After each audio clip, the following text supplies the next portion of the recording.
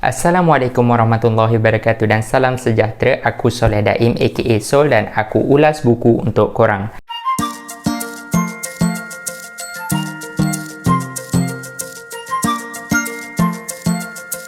Okey, jadi dalam video kali ni aku tak resensi atau tak ulas apa-apa buku. Aku cuma nak buat booktuber tag dan aku telah di tag oleh salah seorang daripada community booktube iaitu Hidayah Y'all. Okey, untuk siapa-siapa yang tak tahu, booktuber tag ni dia lebih kurang macam seorang ni dia buat video, waktu dia tag kawan dia iaitu salah seorang dari community kita lah. Waktu dia community yang di tag tu akan buat video balas dan tag orang lain juga dan benda ni akan berterusan lah. Okey, jadi aku di tag oleh Hidayah Y'all. Okey, untuk siapa-siapa yang belum mengenali siapa tu Hidayah Y'all, dia ni adalah salah seorang dari community booktube kita orang juga dan dia pun rajin mengulas buku. Jadi korang boleh cek channel YouTube dia dekat link dekat bawah ni. Okey, jadi tanpa membuang masa, mari kita terus kepada jawab soalan-soalan berkenaan tabiat membaca.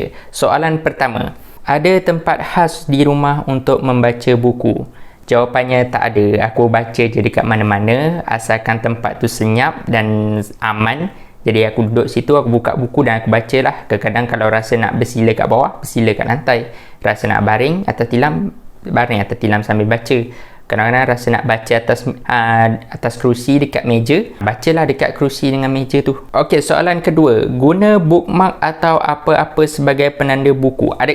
Dan ini bookmark aku. Okey, bookmark ni dihadiahkan oleh seorang senior aku lagi-lagi masa aku tingkatan 3 kalau tak silap. Okey, ni cuma tulisan nama aku je lah dalam tulisan Jawi. Okey, jadi aku biasa guna bookmark ni kalau baca apa-apa buku. Tapi kadang-kadang kalau dapat buku yang ada bookmark tersendiri, aku akan guna bookmark yang tu je lah. Sebab kalau tak macam membazir kan. Soalan ketiga, boleh berhenti baca di mana-mana halaman? Okey, aku biasa baca buku bukan fiction dan aku biasa akan berhenti dekat bab. Okey, contoh dalam satu chapter tu dia akan ada bab dan setiap bab tu dia akan ada mungkin subtopik dia tu ke. Macam satu bab ni dia akan ada subtopik kecil-kecil je. Biasanya kalau aku berhenti membaca, kalau tak habis satu bab, aku tak mampu nak habis, bab tu panjang sangat, aku akan berhenti dekat dia punya subtopik tu. Okey, soalan keempat, minum dan makan sambil membaca. Okey, biasanya minum, aku memang jarang makan sambil membaca sebab bila makan tu kan, aku akan dengar bunyi kunyahan aku sendiri dan memang tak selesa dan susah nak fokus untuk membaca lah. Jadi aku biasanya minum. Okey, nombor 5, dengar muzik atau menonton TV sambil membaca. Okey, dengar muzik tu ada, ya. Memang aku selalunya akan buka YouTube instrumental music supaya nak dapatkan aura-aura yang tenang lah, macam tu aku boleh fokus membaca. Dan muzik-muzik instrumental tu boleh membantu aku untuk fokus, jadi aku akan dengar muzik instrumental je lah. Yang menonton TV aku tak tengok. Aku tak boleh tengok TV sambil membaca, susah nak fokus, macam gangguan lah bagi aku. Okey, soalan ke-6, baca buku pada satu masa atau banyak?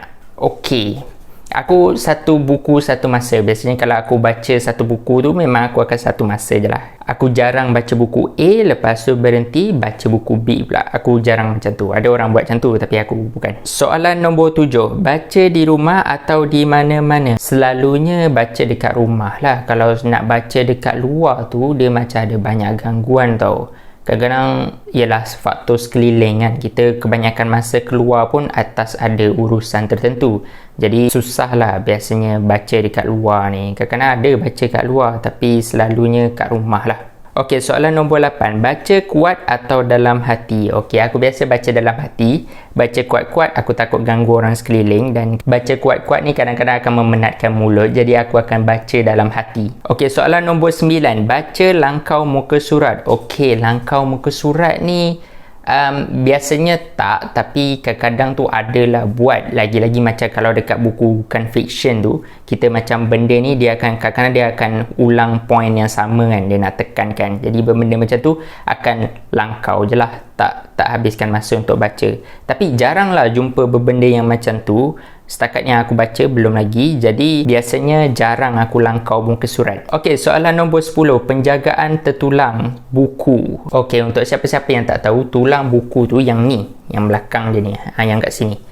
Nah, ini tulang buku. Jadi soalan tu penjagaan tulang buku tu Aku baru juga belajar pasal penjagaan tulang buku daripada video Hana Nurisha. Hari ini kita nak buat video tentang bagaimana mahu menjaga tulang buku. Dan sebelum ni memang jarang amalkanlah benda tu. Jadi kalau nak cakap pasal jaga tu, tak jaga sangatlah atas tulang buku dia ni. Okey, soalan nombor 11. Conteng buku, tulis dalam buku ketika membaca.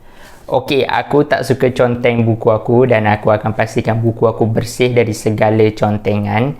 Jadi pasal conteng buku ni memang aku tak buat lah. Okey, jadi demikianlah sahaja video untuk kali ini. Terima kasih banyak Hidayah Yol sebab tag aku. Dan peringatan sekali lagi untuk sesiapa yang tak kenal siapa tu Hidayah Yol, korang boleh cek dekat link dekat description bawah ni. Korang boleh pergi ke channel YouTube dia. Okey, itu sahaja untuk video kali ini. Terima kasih banyak kerana menonton. Jangan lupa tekan like dan subscribe. Tekan juga butang loceng kecil dekat bawah tu supaya korang tak terlepas notifikasi daripada aku. Dan kita jumpa lagi di video akan datang. Ciao!